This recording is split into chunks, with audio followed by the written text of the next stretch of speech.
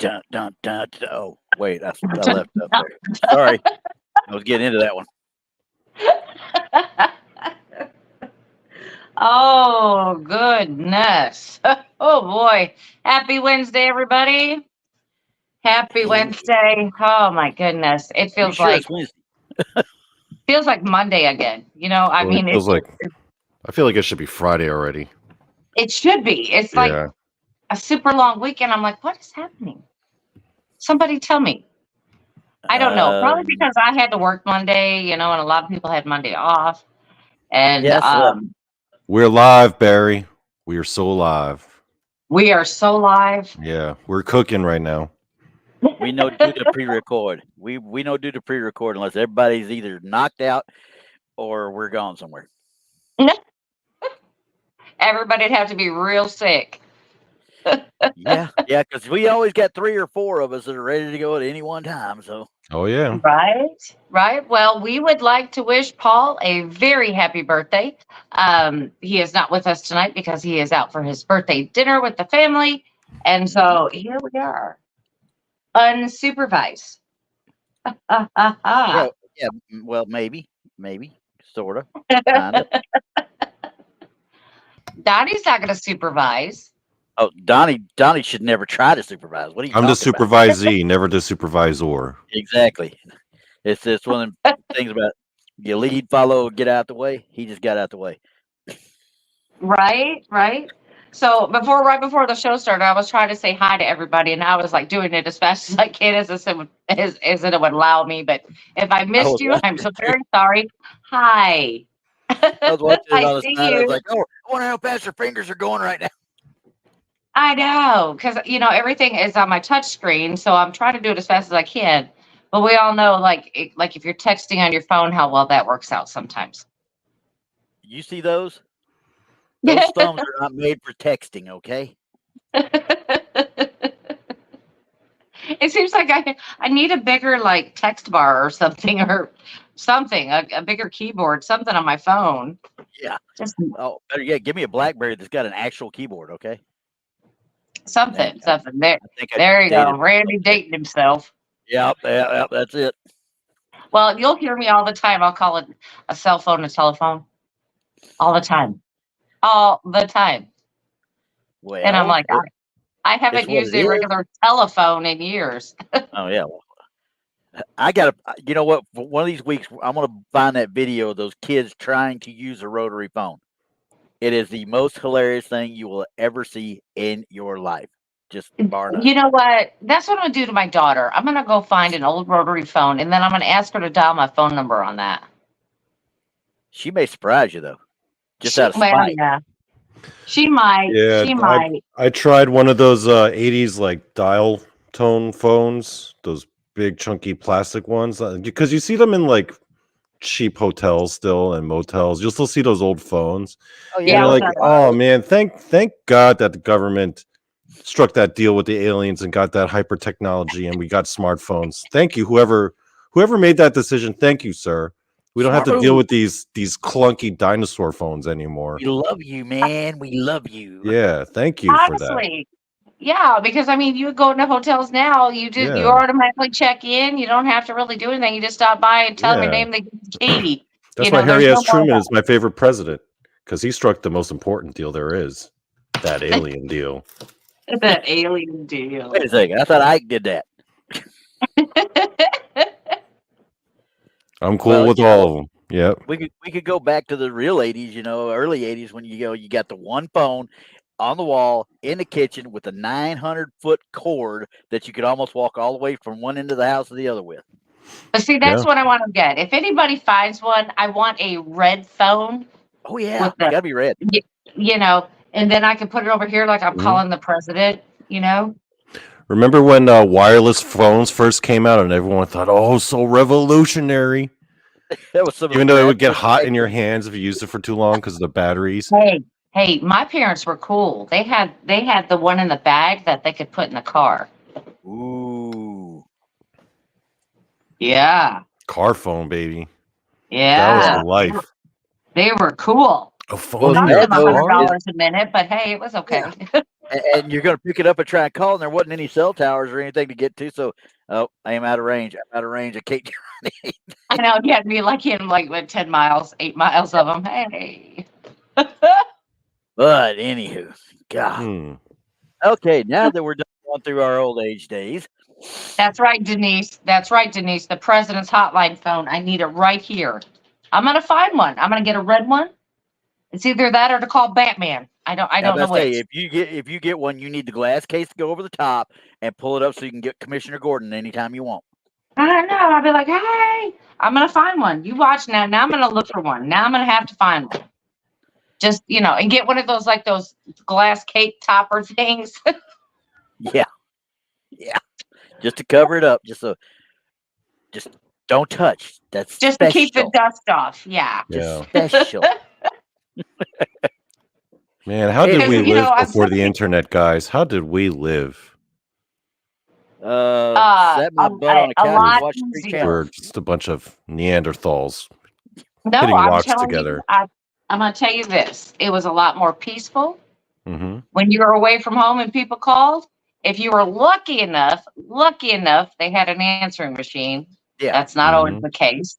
And you didn't worry about it. If you weren't home, you weren't home. That's what you tell people. They call you. You didn't want to talk to them anyway. Hey, I called you. You didn't answer the phone, but I went home. Yeah, exactly. Yeah. I went home. It's none of your damn business what I was doing, but I wasn't home. Pesky telemarketers. And us out in the country, we went out in the boonies. We just go out in the backwoods and just lose ourselves for hours. Right. Did you guys ever rock the pagers, the beepers when they were big back in the 90s? I had no choice. I had to have one when I was in the Army because if you at Fort Campbell, we were on 2-hour recall, so we had to have something. Oh. I refused. Even back then, I refused. So here I am. I take my cell phone anywhere, everywhere, because it's my life now. But I refuse to carry a pager because I'm like, I don't want to be tied to my phone. Oops. Okay. Was I ever wrong? I'm just saying. Yeah. But honestly, I mean, it's kind of crazy how things that we thought were really cool, and now we wish we didn't have them. Yeah. That way. Sorry. Down there. See it? Down there. Talking about the red bat phones. Thank you. I need that. My presidential line. I need to find it. I don't know where I'm going to plug it in at. I don't even have a plug.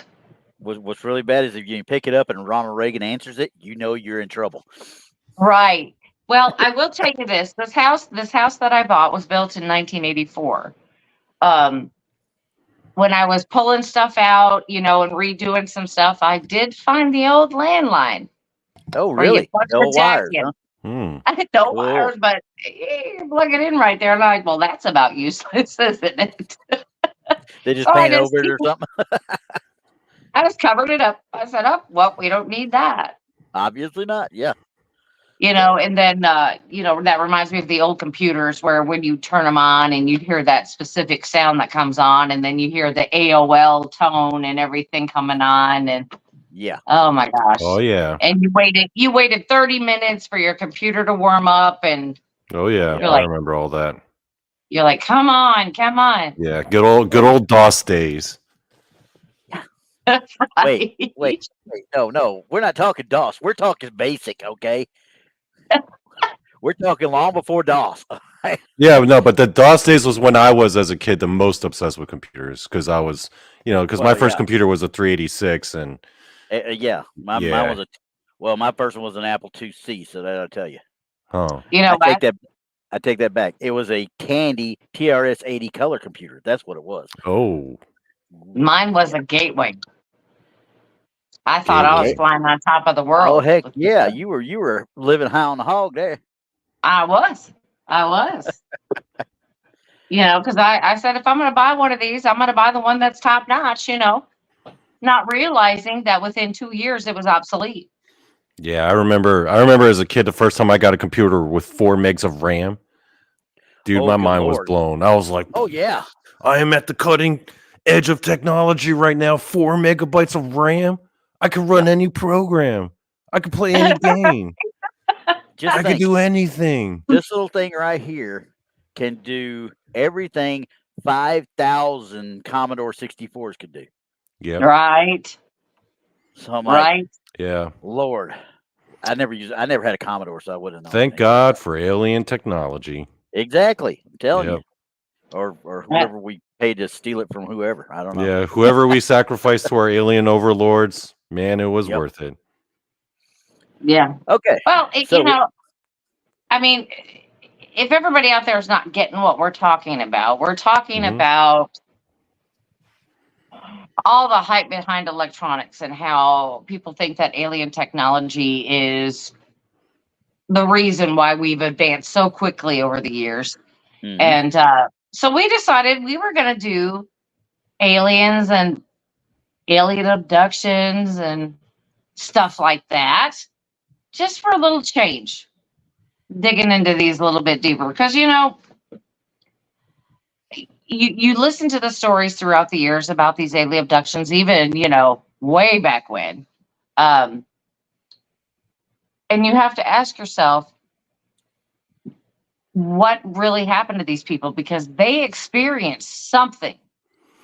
Now, what it was, we don't know. We weren't there. We can't say, but they really experienced something that was so traumatic that they wrote books about it. Yeah, a bunch of them. Actually, Yeah. there's a bunch of them out there. Now, some of them are based on the true stories. So obviously, they're fiction, you know. But the first one, I'm gonna go ahead and bring their picture up. But the first one that I found looking up stuff right off the bat was the Adam and Eve. They are considered the Adam and Eve of alien abduction. This is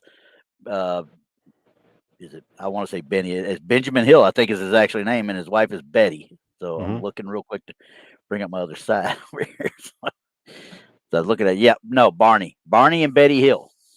Yep. Okay. This is 1961, September 19th to the 20th of 1961. They claim to have been abducted, and this was around New Hampshire. Yep. The rural portion of New Hampshire. Okay. Now, a lot of people, and I mean a lot of people, have looked at these and said, "Oh, they're just making it up. They're doing whatever, type thing, or what, just something to get." But they never sought any publicity. Barney wanted no publicity at all, because I mean, he just like, "Hey, this happened. Leave me alone about it. I'll talk to it." But they would talk to neighbors and friends, and every once in a while, UFO enthusiast or whatever, or interviewer would talk to them, but nothing after that until he died. Once he passed away in 1969, Betty became a big part of the UFO phenomena and the UFO community, shall we say. She kind of became, from what I'm reading now. Don't get me wrong, I didn't follow alien abduction and I didn't follow UFOs like I do with Bigfoot or any other of the ghost stuff that I follow. But just reading into this woman, she became like a Bob Giblin to us. She did. She did. I remember her the past interviews that she had done. Now, gosh, I can't even remember what news channel it was on, but it was in later years that she was still, talking about this abduction. Yeah, she didn't die until 2004. So, yeah. I mean, he died of a stroke in '69, and when she kept continuing the claims. Now they had a bit where this there's a gentleman, a historian named Matthew Bowman, that did a little a write up on him, or a little book called "The Abduction of Betty and Barney Hill: Alien Encounters, Civil Rights, and the New Age in America." Now he puts forward that he think the way they behave, they're almost reacting to the racial injustices of the time. Because that's an interracial couple in 1961. Yes, That which is was almost unheard of. Yeah. So Absolutely. I mean, don't get me wrong, I could care less, but there is no doubt in my mind, they had to put up with a lot of crap where they were at, even in New Hampshire. I mean, it's a good thing they didn't live in the South, because it would have been even more horrid than what they had to put up with. But I'm sure that they had to deal with a lot up there. Yeah. Oh yeah. And he was later on. He was an actual NAACP leader of that area in New Hampshire, and they actually did regression hypnosis too, as well. And there were times that when he was recovering the memories, his language really, really colored by the fear of racial persecution was what Mr. Bowman had stated in his book. He said both the Hills recalled the encounter under hypnosis, and every time they got to certain parts, Barney Hill grew terrified, reliving the event, even in that state. Talking about, God, what is it? God, I'm scared type thing, and he's scared to death even in the hypnotic state. So, well, this their story is actually very unique. Like you said, there's so many elements to it. Because if he was in the NAACP, then they had an extra hard life. Yeah. This wasn't just trying to live together as a interracial couple. This is actually speaking out and doing things and standing up for this, and for him to be in that position and then say, "Hey, I was abducted by aliens." Yep. Do you think that he would have lost all of his credibility? Did he lose his credibility? Well, from what I've read, he did not lose any of his positions, with the NAACP, and he was let me see what else was he? He was I'm going to tell you exactly what he did for a living too, just to be on the safe side here, because I had it at one point. Postal Service. He worked for the U.S. Postal Service too. So he was only 46 or 40. When did he die? He died in 69. He was born in 22. So you're talking about a 46, 47-year-old man when he died of a stroke. That's awfully young. Yeah. He died of a stroke. Now, did he smoke? I can't. They don't say anything about that. But it was a cerebral hemorrhage, so we know he had a stroke and he bled out. He had a brain attack. Period. Let's lean to the side a little bit. What if it wasn't a stroke? Yeah. What if it was something to do? Yeah. What if it had something to do with the abduction that just, finally showed itself because it was just a few years later, really. Yeah, exactly. It was only 69. They did this happened in 61. So you're talking about 8 years. And a lot of people know that, those kind of things can take that long to develop and destroy blood vessels and such. So, Yikes! I don't know, Donnie. What do you think about that? Do you think that this could have brought on by the abduction, especially? I don't know. It's too hard to tell because maybe indirectly it could have been brought about because of all the stress of the events, and also maybe the hypnotic regression itself. When you're messing around with the little nodes and modules in the brain, or it could have just been natural. There's no way to tell.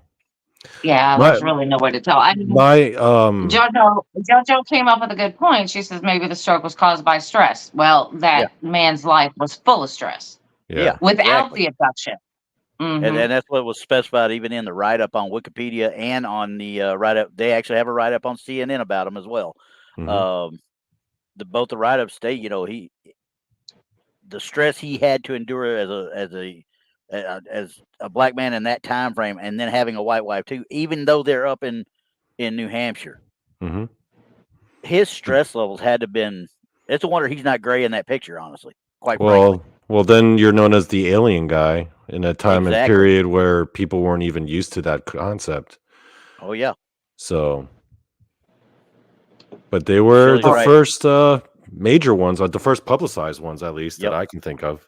And I was about to bring that up here in a few minutes too, Shelley. She drew a map after she started having dreams about 10 days after it that detailed her dreams, kind of detailed it. And then under regressive hypnosis, her dreams matched what she detailed under hypnosis as well.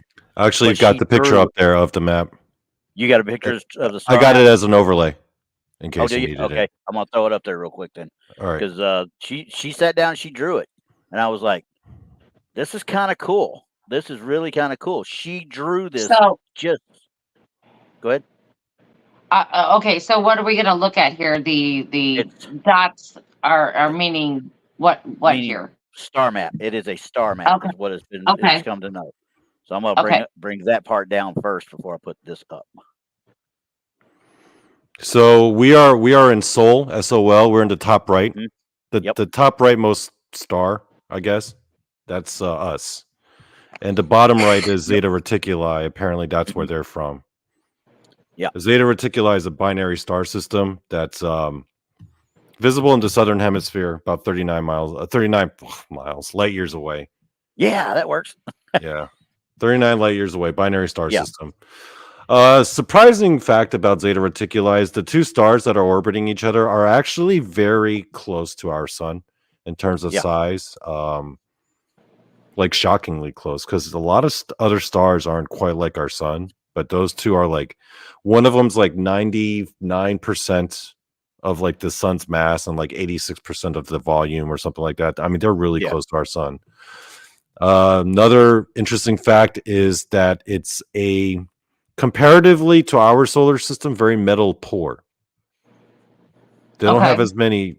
They noticed a lack of metals when they analyzed the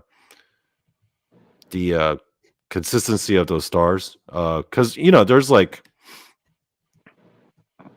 what do you call that, Randy? The spectrum testing, right? Oh yeah, it's a light spectrum testing, which was developed by a lady in the 1930s to actually test what gases make up a star or a planet. Yep, and through the spectral analysis of those stars, they realized that even though they're almost identical to our sun, the one difference is that they have noticeably poor in metals, especially beryllium for some reason. They can never figure out why. But 39 light years away, that's where they're from.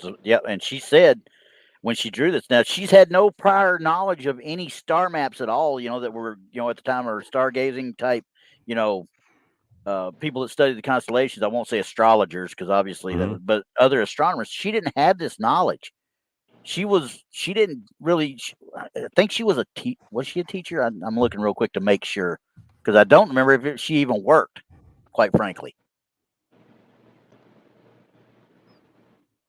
Yeah, and plus Zeta Reticuli would be more well known if you lived in like Australia. She's in New Hampshire. Okay, she would have never even seen those stars with her own eyes. No, there's no way. She should have had no knowledge of these at all. So, but anyway, I mean, she was a social worker. I lied. She was a social worker. So, still, that doesn't lend you to stars, astronomy and the astrological sciences. Right. See, that's my favorite part of this story about Betty and Barney Hill, is that we actually get a location where they're from. Yeah, and like, that's it. That's where they're from. That's been the other nickname of this. Of course, they talk about it. It's been called the Hill Incident, the Hill Abduction, and stuff forever. But it's also been called the Zeta Reticuli Incident. Mm-hmm. So, if you look up any of them, it's gonna pull you back to these guys right here. And quite frankly, I can't find anything where they wavered. I mean, there was parts where under hypnosis she recalled some of the details a little differently than in her 5 dreams, and which dream state's always going to have a little bit of subconscious thrown in there as well. Whereas supposedly, under hypnosis, that's supposed to be clear. It's supposed to be a clear, I've never been under hypnosis that I know of anyway. So right. I mean, how can she remember this stuff with the 5, and they're saying, well, it's not consistent with her 5 dreams. Well, the 5 dreams might be a little bit off because of the way she's dreaming it, Right. So, but it was just little things. It was like a little bit of the scientific jargon was wrong, was different. The way she was released was different. So little things. It wasn't the vast majority of the stories were the same. And when they put the two together, his recollections and her recollections from hypnosis, they corroborated each other. Yeah, they said they did. They did corroborate. Although apparently there was some slight difference with like the chronology of the events, like the order in which they happened. Yeah. But the overall general idea of these described as shorter in stature, like men, Yeah. but with different That's appearances and who are mentally communicating, able to mentally communicate. Now, did they ever give an exact description of what these things look like to them? Yeah, the short. Well, I mean, did they say that their skin color or they weren't described as like gray aliens? I don't think. No, but they said short grayish men. Yeah, was one thing I said, but I saw, but they don't really delve into it a lot on a lot of the write-ups either. Yeah, they just talk because everything was so bright, according to what they were saying in their hypnosis and whatever dreams they can recall. They were saying it was so bright it was hard to actually make them out, other than just a shape. they were mostly described as very short men. Yeah. Huh. So, and of course, the missing time portion of it, people have looked into that. And like I said, that guy Bowman that did the write up or did the little book on it relating to he took the civil rights aspect of everything and the alien and kind of combined them. He's like, everything that he is experiencing in this abduction kind of relates to this, the way he was describing it in his actual hypnosis. So, well, needless to say, that opens up skeptics right away. Oh, he just got kidnapped by somebody and they got beat up on, and they're just trying to cover it up for whatever reason, for civil rights or whatever, So I don't think that yeah, there could have been there probably was some sort of animosity even in New Hampshire, but you don't hear of a lot of lynch mobs in New Hampshire, Right. So no. At least you don't hear about them. That don't mean they're not there. I mean, I'm sure there were some problems up there, but like I said, it was nothing like it was in the South. So, no. I understand that he had stress, and that's what and that was basically part of his life. Is standing up and defending these people and blah blah blah. I mean, that's what he did. So, I mean, I wonder if they were taking his way of speech and thinking and saying, okay, so yeah, this is what he's doing, because he talks like this when he's working with the NAACP, and then now he's talking the same way when he's dealing with the aliens here. So maybe that's just his personality, his jargon, his whatever you want to call it. And they're just saying, hey, well, so we're just going to brush that off. Oh, I just knocked something off of there. I don't know what it was. Anyway, so maybe, I mean, they could have used that. I mean, I'm not sure. Yeah, you would think they would have been able to do it, but I'm trying to look real quick because they actually made a movie, and I believe it was '78 about this. I think it was called The Abduction, or I'm trying to find it now, because it was one of those things. I was like, James Earl Jones played Barney, and of course, I'm a big James Earl Jones fan, so I immediately looked at it like, oh, cool. Didn't they do another one on Discovery Plus and Shock Docs? You know what I mean? The yeah, kind of like the. Oh, they did like a movie version of the Betty and Barney Hill. I almost called them Rubble. I never watched it, but yeah, I think they did. Oh, you know who I felt like could have played Barney Hill? Looking at his picture, that guy from Breaking Bad, Giancarlo Esposito. Right. I think if they ever do a Betty and Barney Hill movie, they should get him and like Susan Sarandon. Well, and see, they did do one. Like I said, it was called I'd pay UFO money to see Incident. them get abducted by aliens, wouldn't you? I would. I want to see Susan Sarandon get abducted by aliens. I would watch it. I'm going to try. Actually, the person I want to see most get abducted by aliens is Neil deGrasse Tyson, but that's for different That'd reasons. be funny, actually. I would love to see Neil deGrasse Tyson get abducted. And then he gets beamed up. He's like, I was wrong this whole time. I acted a fool on the Joe Rogan podcast, naysaying all the UFO people. I was wrong. Right. And he floats up into the aliens. Don't be talking bad about Neil. Don't be talking bad about Neil. We'll have a fight in this sucker right now. That's the one guy you want to see get abducted, though. So what were you looking up, Randy?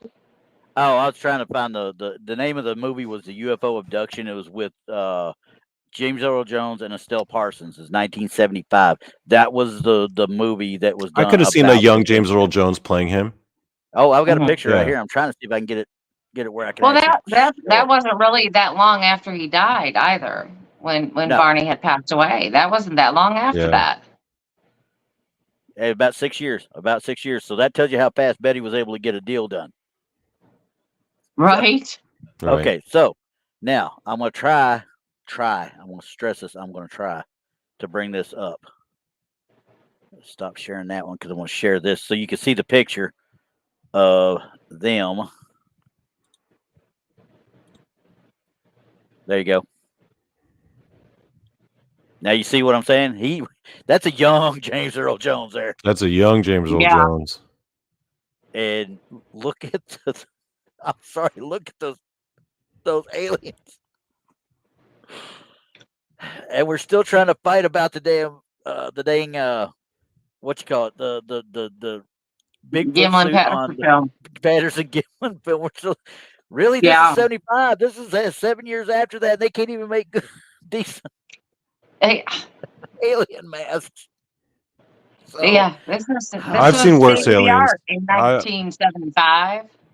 You can see the eyes of the people behind them, behind the eyes. If you look close up, you can see the eyes. Instead of black, you see the eyes of the person in the mask. And I like their alien turtlenecks too. Yeah. Oh well, we got to cover up where you put where the thing comes down to, Yeah, because they couldn't make a bodysuit. Yeah. Okay, I just wanted that was one of those things. When I read about them doing a movie and James Earl Jones was in it, I had to go look at it. Okay. Right. Oh man. So stop sharing that and get back to the one I was at. Oh my goodness. Maybe yeah. I mean that is just one of those stories. It's cool. It's cool. It is. Yeah. But I mean, after Barney passed, Betty sure went to make her money. Yeah, she did. So it just makes me wonder if she embellished or pushed the story or, to make that money. But he was gone. She was still young. Yeah, and quite frankly, you talk about a widowed woman, 1969. What's your easiest way to make money? Get into this thing and get me some royalties out of some stuff out of it. That was her best way to make money. It really was. And I bet you Barney didn't let her do it. He didn't want any more of the exposure. He just was like, I told my story. I'm done. Yeah. I proved my point. I don't want any more to do with it. I'm just letting you know it happened. It's done. Yeah, exactly. So. But that same thing still plagues everybody today, with their dogman encounters or Bigfoot encounters, even their alien encounters. That still happens to people today because they don't want to say it. They're just like, they just don't talk about it. I think alien encounters or like an abduction scenario is way different than like encountering a Bigfoot or dogman in the woods, because with Bigfoot or dogman, you're out in the woods, you've chosen to be there, right? These aliens, they straight up just take you. There's nothing you can do about it. Nothing you can do about it, right? Like you see all these people in the Bigfoot and dogman community with all this bravado, like, oh, if I see a Bigfoot in the woods, don't worry, I got my Magnum, right? They'll say stuff like that. Or if they encounter a ghost, they'll be like, I'll just banish it because, whatever. But an alien wants to come get you. What are you going to do? What are you going to do? Yeah. I mean, nothing. No, you're just I always helpless. ask people. I usually ask people that are out doing their Bigfoot investigations, what are you going to do when you got an 8-foot Sasquatch PO'd at you and he's bearing down on you? What are you going to do? You're going to freeze. That's what you're going to do. 99% of you are going to just freeze. And you may not get murdered, but you might get thrown around a little bit. What are you going to do if a UFO comes up to you and hits you with its tractor beam and you start levitating in the air? Oh, you mean... What are you going to do? You know? Do you mean kind of like, let's see here, maybe like that? Yeah, you ain't doing anything. You're you're at immobile. their mercy at that point. You're completely helpless. You are taken away. You're not here anymore, right? It would be like, what's going on, Moon? it would be like if it's not like a regular Bigfoot encounter. It would be for a Bigfoot encounter to be anything like an alien abduction. Bigfoot would have to conk you over the head, put you in a burlap sack, and take you back to its lair. And now you're in Bigfoot's lair. That's the equivalent of the Bigfoot equivalent of an alien abduction, right? Because my question is, though, if that happens, is the lair going to be kind of diagonal like the old Batman show? Okay. I do have a point. I do have a point here. Yeah. So say Sasquatch takes you, right?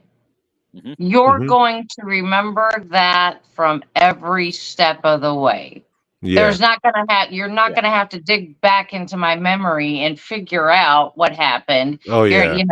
I'm gonna dream about this, but it's gonna be nightmares for real because I'll be reliving the. Yeah, you're gonna remember every second of that encounter. Yes. Yeah. Yes. So I don't know what's different. I really don't. I mean, because they're both gonna be traumatic. Yeah. But in either case, and back in the 1960s, you're actually looking at something that they had said that doesn't exist. Mm-hmm. And as we know, they kept saying it didn't exist up until recently. And then they still not saying it actually exists. They're saying there's stuff they can't explain. Well, let's get semantics right on that one, because a government official will tell you that real quick. Yeah, well, there are some things that I can't explain either, but I think because it was in the 1960s, there were some people who definitely didn't believe them, but then there were other people, because it was in the 1960s, that probably believed them real hard. Well, Roswell already happened. Yeah. And we had those people out there that knew the truth. Mm-hmm. They knew it. And then it was just like, well, when Betty and Barney came out with their story, it's just like, finally, somebody's saying something. Yeah. Exactly. They already had believers before it even happened to them. But then you think about it, that was all local to them too. I don't know that it ever made national news at that time. I don't know that it didn't make national news until later in the decade, because there was all sorts of write-ups there, obviously, in New Hampshire. But you don't see anything as far as a book or interviews or anything other than their regression hypnosis and such until after 65. But here's the thing. But here's the thing. Here's another thing to consider. 1961 is when the abductions occurred, right? Mm-hmm. So between World War II and 1961, the 50s, you know what else was starting to get really big at that time? Science fiction. Yeah. People were hungry for those kinds of stories back then, because science fiction was kind of like its golden era. That's when people started getting really into those concepts. 60s, yeah. Agreed. People were hungry for those stories. Else. Yeah, they were trying to not live in this current reality. They wanted to escape from it. Right. Yeah. Just the war and just everything going on. It was definitely a stressful time for everyone, it seems like. Yeah. It's just definite stressful time. Yeah. And plus, that's when the space race is starting as well. So people are getting even more like into zeitgeist to think about space. Like if you talk about space aliens to someone in like the 1700s, well, those people don't even think about other planets. So that's going to be like a foreign concept to them, right? Like if you go to ancient times and try to explain aliens, like they don't even know how space works. So they're not going to know. But if you start talking aliens to somebody in the 1960s, Yeah, when they're ready for it. they're going to know. Their They're going minds to are know open exactly to what it. you're talking about. Yeah. Right? Now, I mean, I think that's kind of what's happening to our society with other, other things with the cryptids. I think this is what's happening. Yeah. People are opening up to the ideas that these things exist. Well, I know they exist, but Mhm. I mean, other people who don't know, who have not seen one, they're skeptic. They're just like, well, I don't think it could be this or this or this. And I'm looking at them going, you're not going to tell me I saw anything else. I Yeah. know what I saw. I was there. I Exactly. saw it. So, That's I mean, maybe this is their case. This is like, I don't care what you people say. I understand that when we're under hypnosis or when we're in the dream state or whatever we're doing, we may get a little bit wrong, but it is not an exact science no, where you're not not close. going to get the same answer every time because it's not a textbook. You're not reading it. Exactly. Hmm. But You're there's just still recalling from memory. And we all know that if I were to tell Randy a story, and then Randy tells Donny the story, and then Donny goes and tells somebody else the story, and then and that person goes tell somebody else. By the time it gets to like 30 people, by the time it gets back to me, it's going to be a whole completely different story. oh, I'm gonna lie right off the bat just to mess with you. Oh yeah, that's it. Well, you know me. I revel in the alien stories harder than any Yeah. of the other paranormal stories. Like, Yeah. I got into the scene for ghosts, and I later became interested in cryptids. But the alien stories, oh man, I am a glutton for like not just alien abduction stories, but the ones where it's like channelings, and then they explain Yeah. how it all goes down. Yep. Like Well, all the galactic federations I got you and something here in a few minutes then. How's yeah. that? When we go to the the next one. Pleiadians, the Arcturians. I'm such a hardcore Arcturian fan, by the way, guys. You are. I was Yeah. getting right. Man, about to those say, blue This is skin not the- dudes, they're here to save us. That is not the first time we've heard him talk about them either. They're here to No. save By us, a long folks. shot. yes. They're like allies. And they, Right. they respect. Okay, can I tell you my favorite? Oh, God. Let me tell you my favorite abduction story I ever heard. Okay. This was a fairly famous case, but I don't remember any of the specifics because this was like a very famous podcast was doing like the most famous abduction stories. So apparently this occurred on the West Coast where this guy, I guess he worked for what was that big Lockheed? He was this guy worked for Lockheed Martin, right? Lockheed Martin. Okay. Yeah, he was an engineer, like back in like the 60s, 70s. And this guy was getting he was getting not abducted. It was more like he was being invited on. And he would have conversations with these, but they were like not gray aliens. They were like the humanoids, the Nordic ones. The Nordic aliens, the ones that look all like get blonde hair and look all angelic and everyone looks Like all perfect. almost Aryan. Yeah. And all the ladies are hotties, by the way. I don't know what you're talking about. But it's this kind of encounter where they just invite him on. They're like, hey, do you want to come on? They're like, hey, do you want to come aboard? Yeah, hey, we got some cool stuff to talk about. And the guy was kind of like compelled to go on, and he was scared. Yeah. But my favorite line in the whole thing was that when he first lands in lands in the craft, and he's surrounded. He's got all these beings around him. He's like, every cuss word imaginable is going through his head right now. Their line was, oh, hey, calm down. It's all good. Don't worry. We're not going to hurt you. And, oh, by the way, in case you were wondering, Jesus is real. And the guy was wow. I wasn't curious about that at this very moment, but good to know. And that is good to know. Nice to have that confirmed. Okay, let's go talk about that wasn't the first Jason. question Where's I Jason had. at now? But they're like, oh yeah, by the way, that guy is Jesus. Yeah, he's actually a real guy. So I thought that was interesting. I thought that was fun. Yeah, that's cool. Actually, yeah. I mean, because like I said, you get into. I've never delved into these like I have over this last week, and just digging through the stuff and reading what I've read.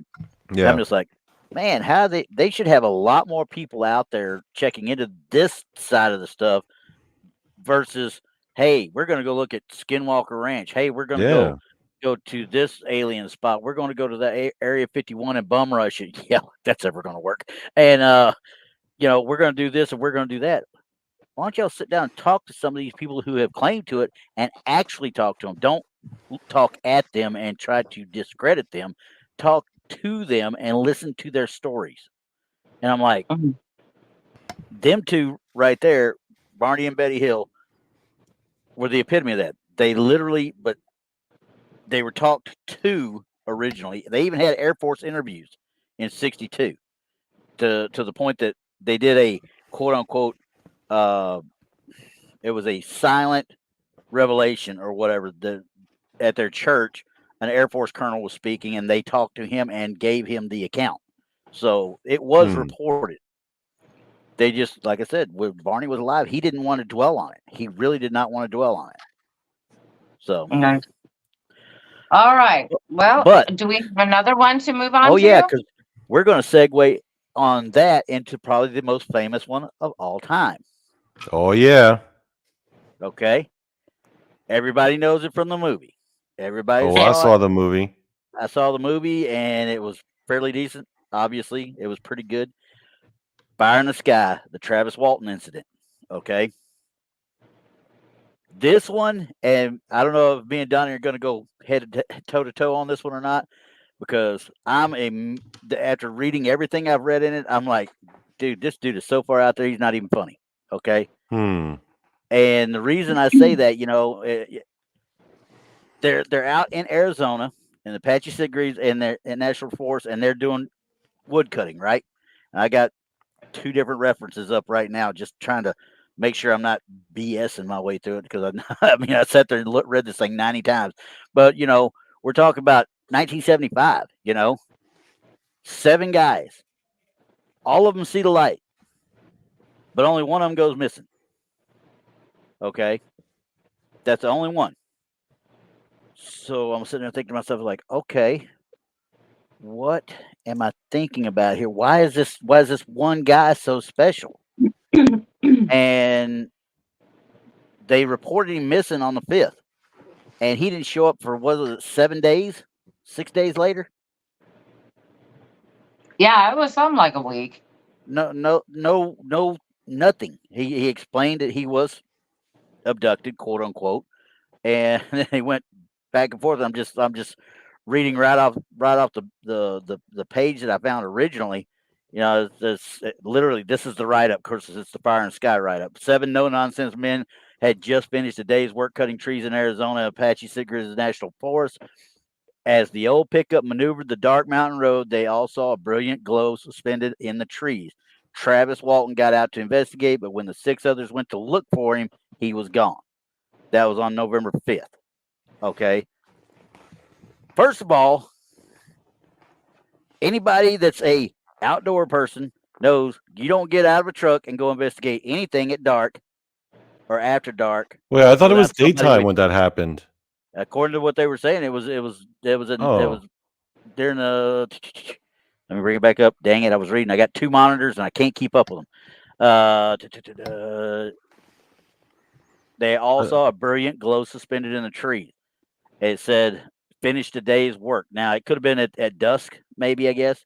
But either way. I was thinking it was at nighttime. Well, that's what they said in the movie. They said it in the movie at night. Hold on, let me take a look, because take a look at what you see, because I'm looking at mine and I'm seeing they finished a day's work. So that tells me it's at least dusk. Yeah. I think it was at nighttime, if I recall the story. Oh, you know what? It was, because it took place on November 5th. It would have been dark at that point. It would have been dark at that point. So, it was November. Either way, you're talking about 7 guys, and the others can't find him. He gets out of this truck with these other guys and goes to investigate by himself. Okay, see, all right. Let me just stop you right there. I know we got text, so text doesn't count. Okay.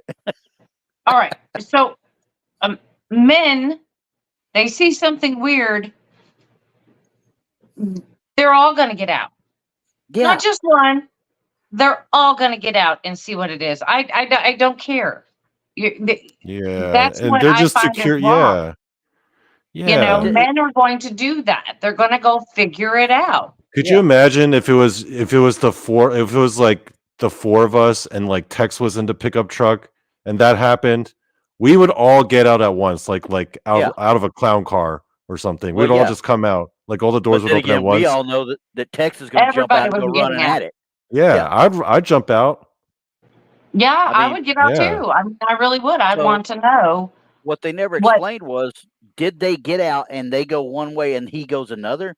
They never explained that. That could have been All the I case. I Well- can find is that he got out and then they couldn't find him. So no buddy teams, obviously, at all. Hmm. So that's my I mean, biggest at least issue your right there. best buddy would get out with you. Nobody would go into the woods by themselves. You should have somebody always with you. Period. Now, once again, we're bringing Tex up again just out of spite on this one because he's going to do it, and Except we can't him. seem to stop him. Yeah. Well, we kick him in Yeah. the knee, he'll stop. Okay. And so, but after he gets, I think it was when they found him 7 days later. I'm looking real quick. It's the 5-man search. The 5. It was 6 total. I thought it was 7, but it's 6, and the other 5 men searched for him until shortly after midnight when they called the sheriff. Actually, you know what? I retract my previous comment because I got to think if it was like a dog man or a Bigfoot standing outside the car and we're all in the car, nah, man, I'm staying in the car. Screw that. Yeah, but we're just talking about a strange light. Yeah, if it was a strange light, though, see, I don't know. I'd feel weird about that because what if it's like Donny, we'd get out of the car. We'd get out of the car, Donny. I'd get out. I would get out because I'd feel peer pressured by you guys. That's right. I'd be like, oh man, I need better friends. Okay. Yeah. And then I would just get out. I would sigh and be like, okay, here we go. So dude has been picked up. Okay. Obviously the aliens got him. They had a massive manhunt for him for 3 days, 4 days, just searching for this guy, thinking something really bad had happened. He'd gone down the hill or something like that. But on November 12th, shortly after midnight, he placed a collect call to his sister's home from a payphone in Heber, Arizona. He talked to her husband. How far is that from where he was? Let's see. Let me pull up the map. I'm trying to pull up the map where it's at. So it is not far. It's probably, I would probably say there's Snowflake there, and you got Heber. From where he was at, it couldn't have been. It was probably about 50 or 60 miles, though, judging from what I'm seeing on this map here. Well, that's still a lot.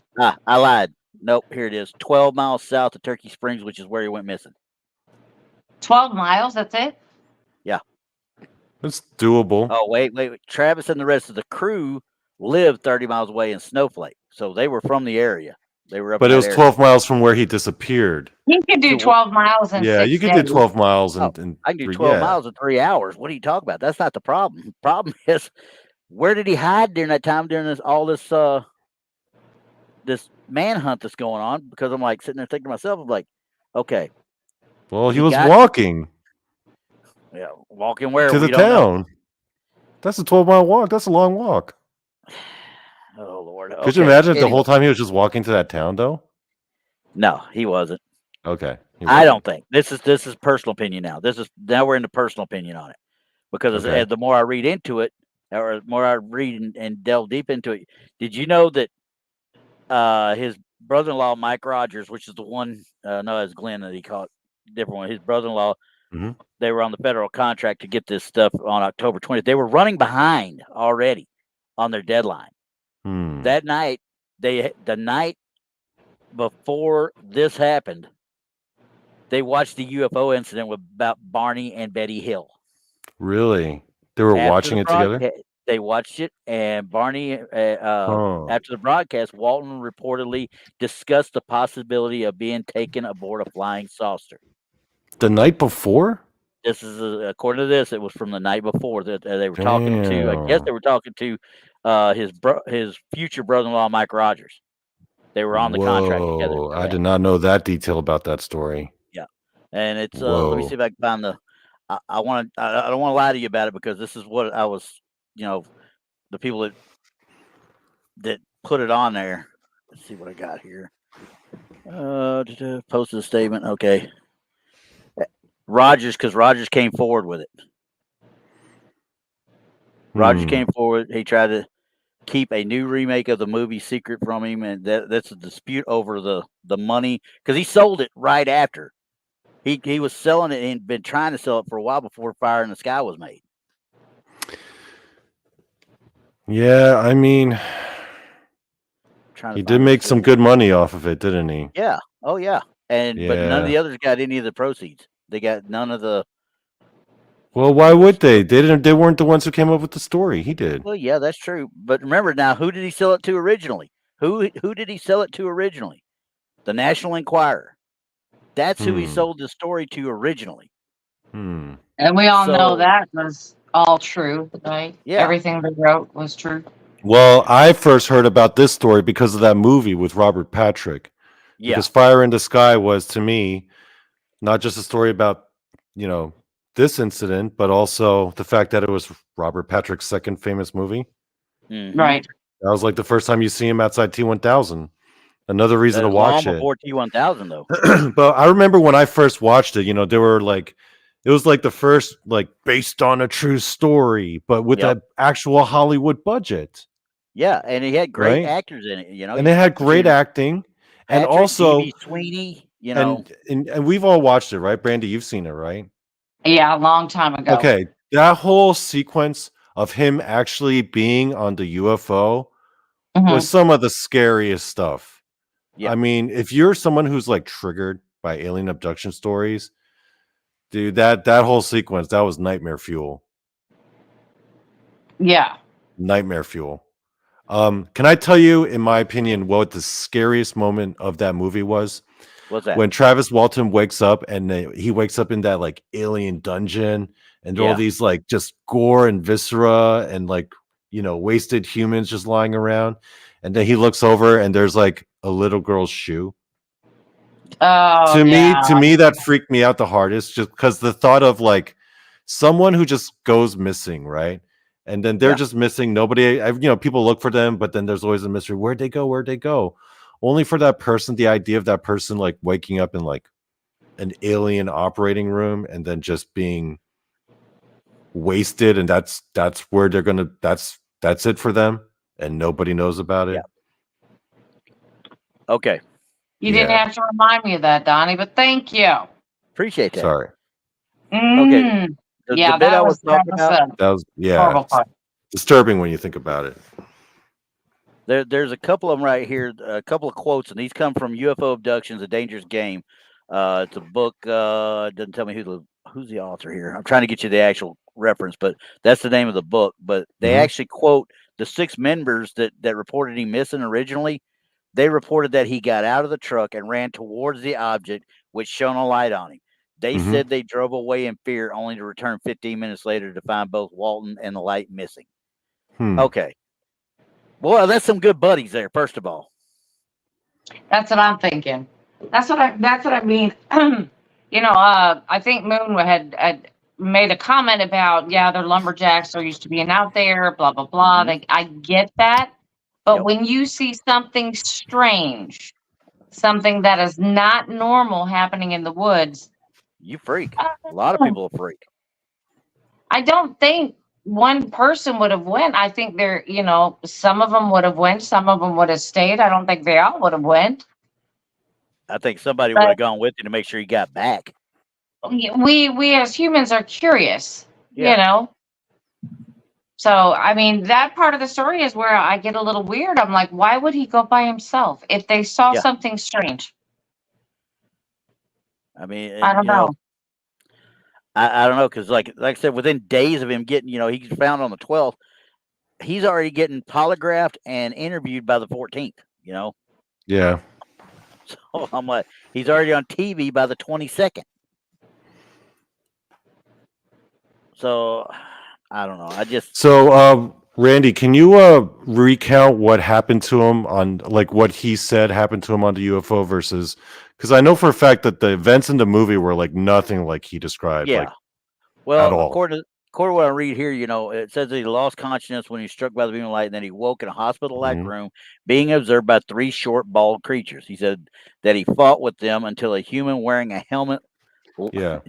A human wearing a helmet led Walton to another room where he blacked out as 3 other humans were putting a plastic mask over his face. Walton has said that he remembers nothing else until he found himself walking on the highway 5 days later.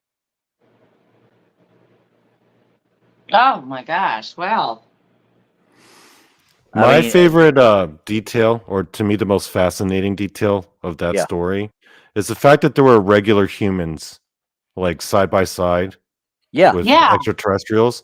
I'm always like, what's their deal? Like, how does one get a job on a UFO?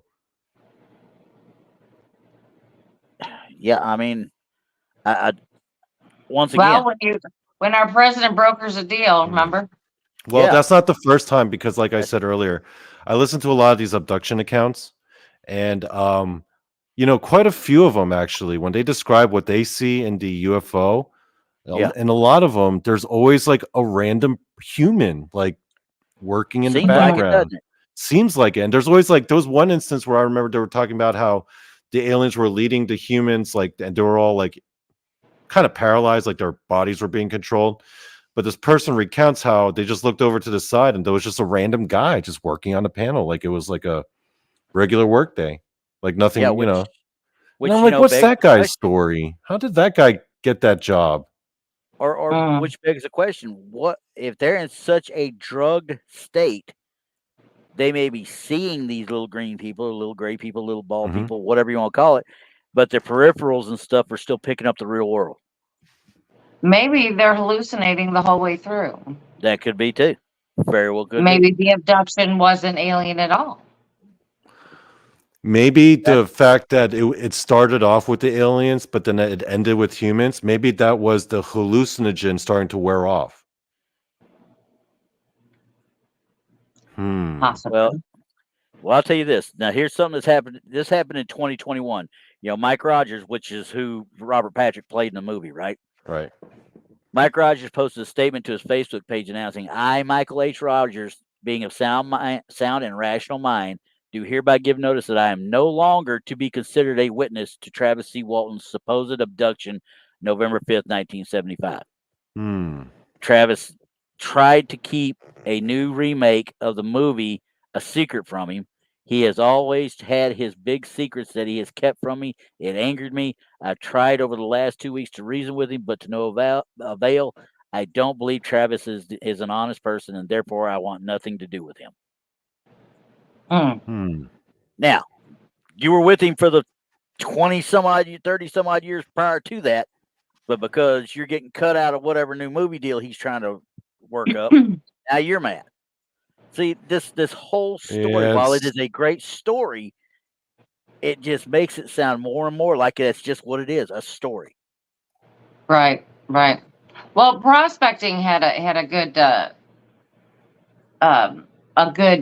question about being on the alien aircrafts and how do you get that job?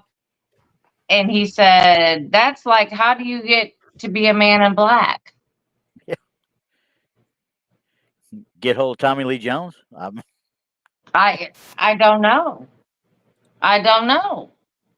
Hey, all I know is the man in black. I don't want to be one. I don't want to think about being one. They got too much responsibility, and I don't want to deal with it. I don't want to be one, and I'm gonna tell you why. Because then I'd know all the stuff about the stuff, and then I wouldn't be able to talk about it.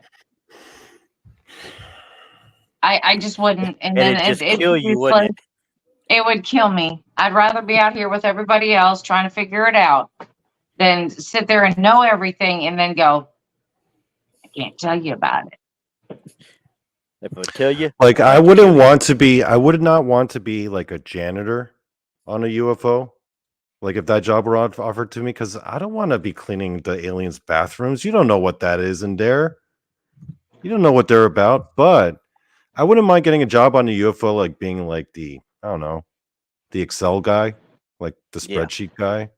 You're the PowerPoint. Yeah, report. like they just need me to punch. Yeah, I'll just punch in some numbers here, press some buttons.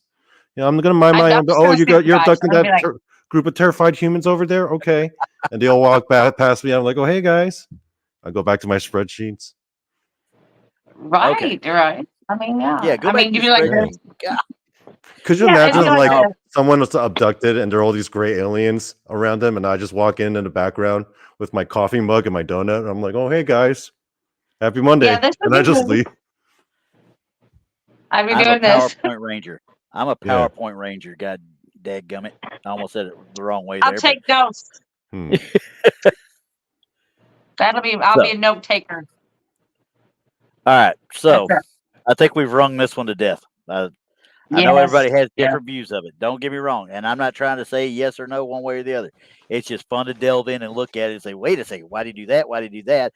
This makes no sense for anybody that's a normal person why you would have done that, but it is what it is. So Yep. Okay. So but wait, we have to put up the evidence I found. yes, that was what I was segueing to next. It's irrefutable. Yeah, it's irrefutable. Irrefutable.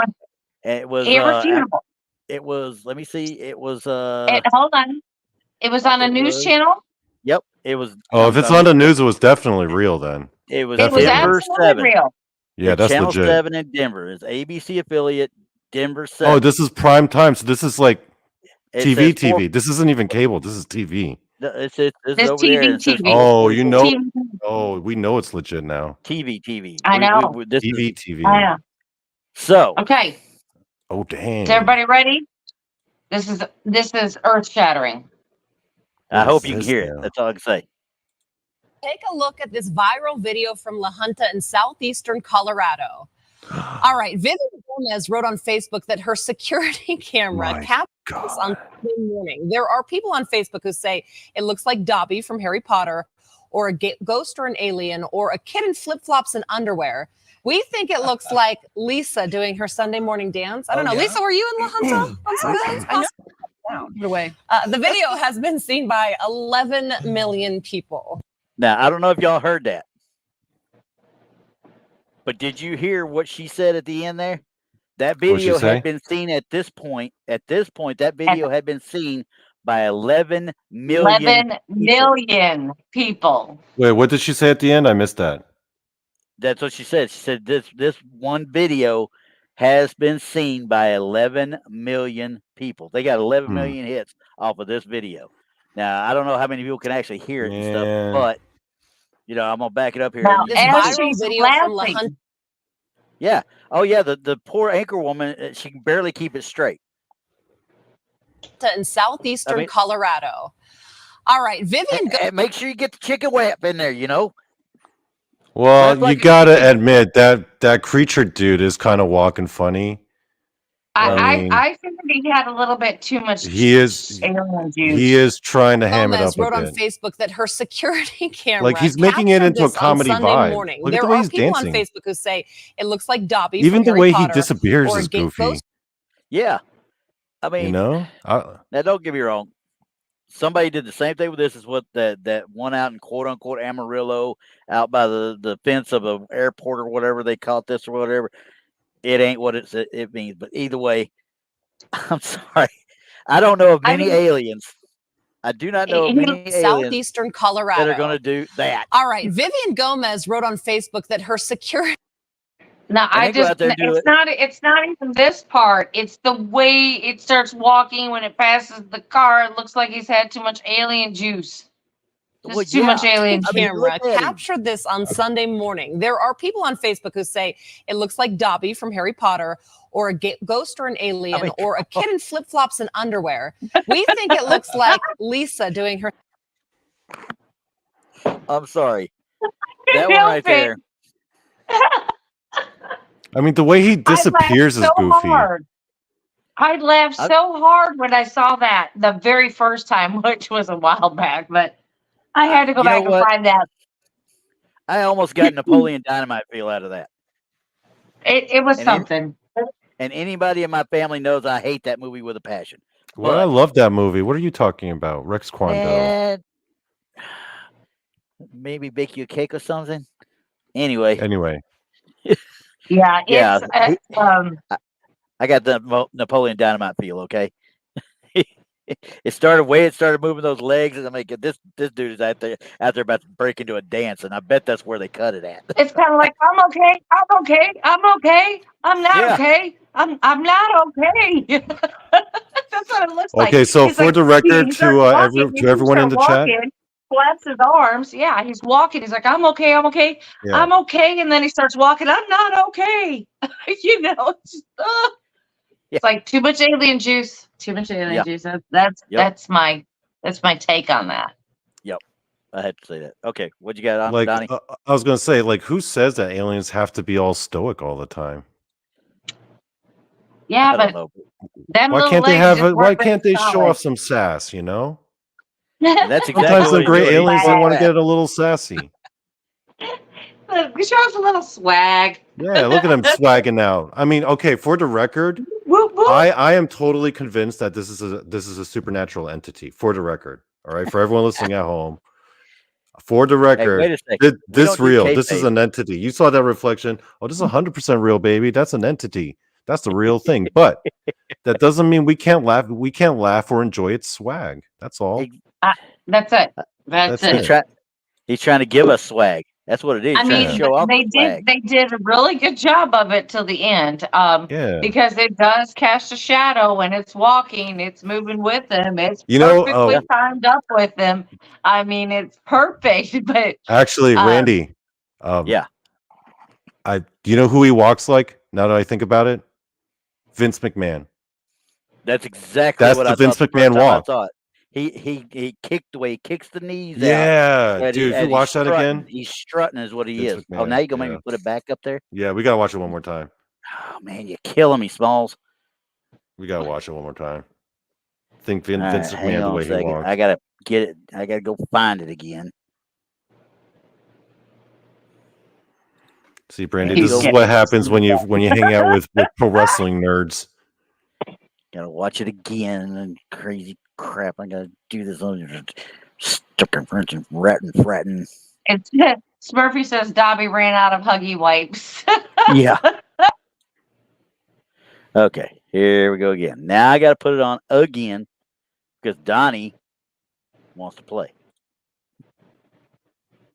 That should be it right there. Okay. Bam. Come on, get on it. All right, you ready? Yep. Vince McMahon.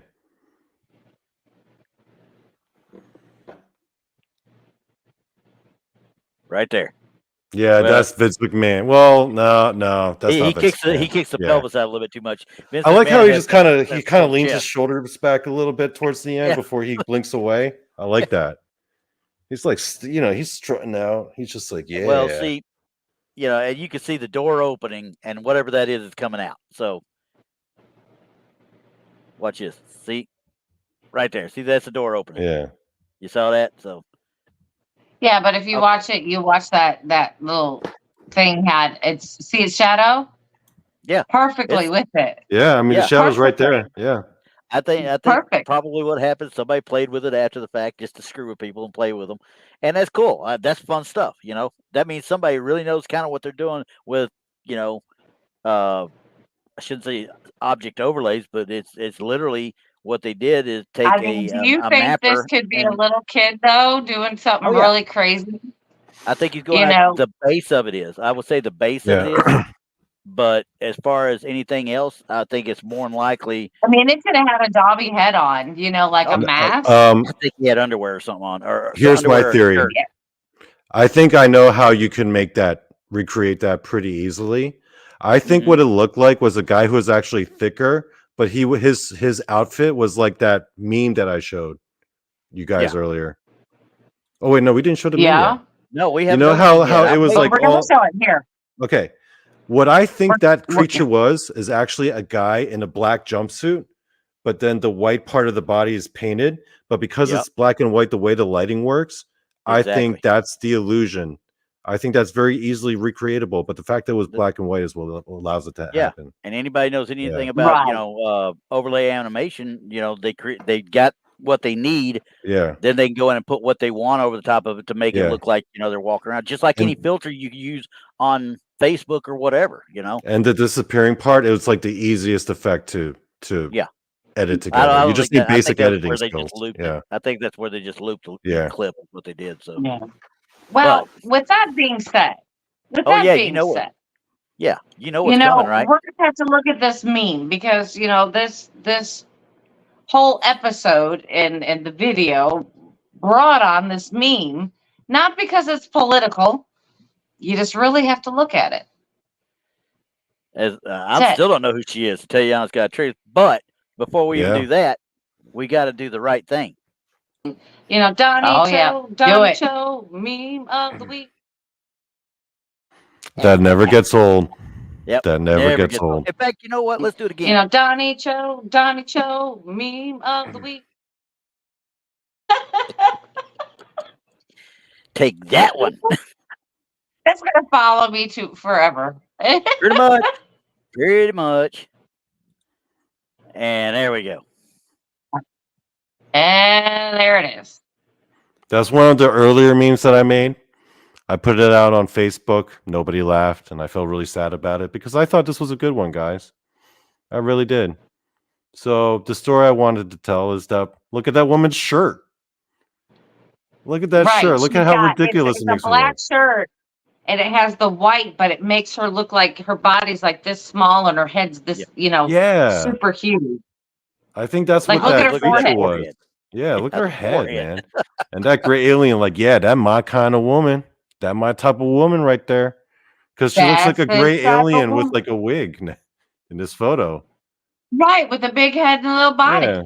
Could you imagine if you took a gray alien and gave it a makeover, put a wig on it, and like put like human makeup on it? Right.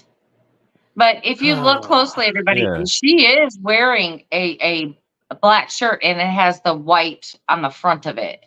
Yeah. But it is black. You know, you can see where her shoulders come out farther, but it's just the way that this picture was taken. Yeah, if I were her stylist that day, I would have been like, ooh, I don't think so. I don't even know who let her wear that. Why would you wear that on public news? Yeah, it's like, oh my goodness. You know, plus her head's big. She's got a big head. She's an attractive lady. Not to say she's not attractive, but yeah, she does have a... But she has a big head, and her forehead is very large, and that shirt was not the one she needed to be wearing. Her stylist needs to be fired. Maybe if she had done bangs, maybe that could have worked. Yeah, that would have helped. That would have helped. That whole hairstyle is doing her no favors. No, just making that forehead stick out further. Yeah.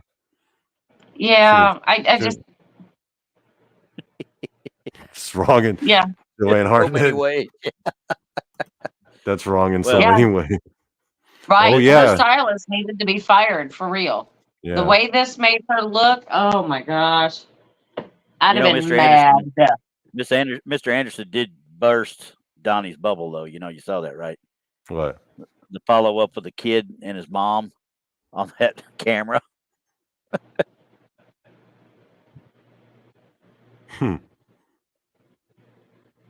It was just a kid and his mom. Yep, they were goofing around. That's what I figured. Yeah, it was funny. It was still funny. But that's since Donnie was so dead set, I wanted to burst his bubble before the night was over. That's what I thought, that it was a kid with Adobe. Don't believe those lies, people. Don't believe those lies, people. That was the Dark Overlord strutting out after having taken people's souls. That whole kid with his mom, that's a cover story. That's disinformation, guys. Disinformation. Oh, well, that was the Supreme Overlord strutting out of the house like that. Right. We bore witness, guys. We bore witness. Now he's backing off. He's backing off. I don't trust people online. I can always be wrong.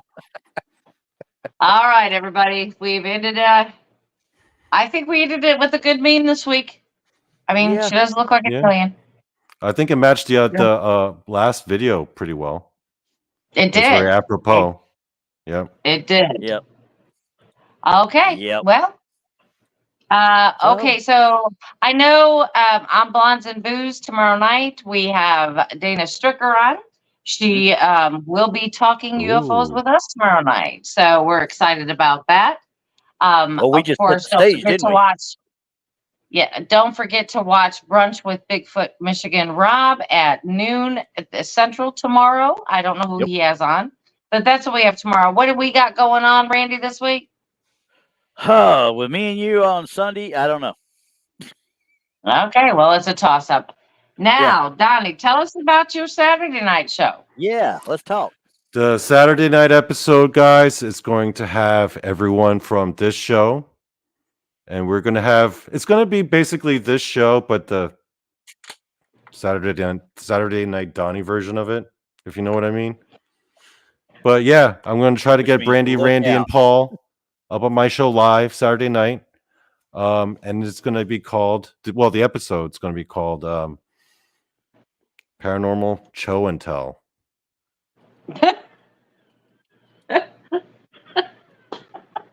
The Paranormal Show and Tell. Show. Yeah. We got the Paranormal Show. Yeah, and tell. Are we going to break kayfabe? Oh, it's going to be like this, except there's going to be more, let's just say, anatomy talk. Well, there you go. There you go. We can bring that other meme on that show. Yeah. All right, everybody. I just want to tell everybody good night.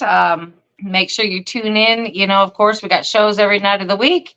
And if you haven't subscribed to any of the channels, Blondes and Booze, Truth or Tinfoil, of course, the show is on Blondes and Booze, Texas Front Porch, Bigfoot, Michigan, Rob, Monica Rawlins, Our Paranormal World, or we've got Paranormal Paul with Paranormal Among Us. Get out there, subscribe, like these shows. We really work hard for content, and we really like to laugh too. So don't forget that. Well, she likes to laugh. I like to make fun of her. Oh, well, there you go. So I think to Randy's more else, of a giggler. Yeah. Well, to everyone else besides yeah. Randy. Yeah. Everyone else besides Randy. Good night. I don't want to talk to y'all no more. Bye. Good night. Bye, guys.